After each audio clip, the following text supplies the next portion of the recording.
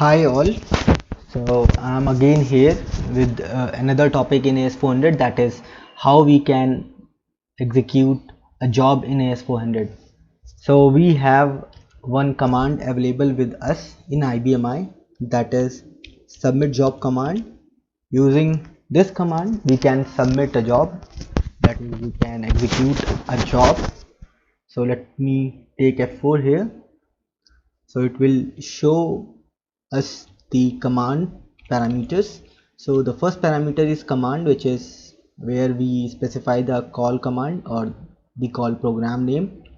Then we have job name. We can specify the job name by ourselves, or the job description, or the provided in the job description. Now you can see this is job description, so I can specify a job D name here, or it is currently user profile. So we have job Ds related or associated with our user profiles. DSP message D, sorry, DSP job D, easy class. So you can see this job description is associated with my user profile, and I don't have authority to create any other job D. And the job queue is queue easy class as again, and you can see other parameters as well. Print queue, print device, output queue, all are related with the user profile. You can see logcl program command C to star yes default, and hold on job queue is set to star no. So when I take submit job, I would be mentioning some command here, like for example this program, I would be calling this program call Q&A8. I can specify the parameters as well if there are any. Job name, so I can specify this job here. Then I can also specify job D or the job queue, but they will be coming from my user profile, so I'm not changing that. Take F10. I can specify this logging severity level and text, but they would be coming from my job D again, which is associated with my user profile. Currently I can specify star yes or no here. So currently it is star yes with the user profile, and for hold it is coming from job D, which is star no. If I want, I can hold this job, but I won't be holding this job, and then I'm firing this job. And you can see job this ended abnormally.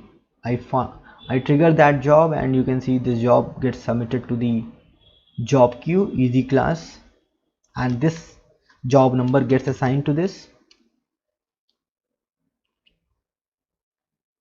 Or I can go and check for work user job. I won't find that, so let me call any other program. This job completed normally because we don't have that object available with us. Work obj Q&A8 was not available, so that's why it was ended abnormally, and this object was available, so this job completed normally, and the job name was this.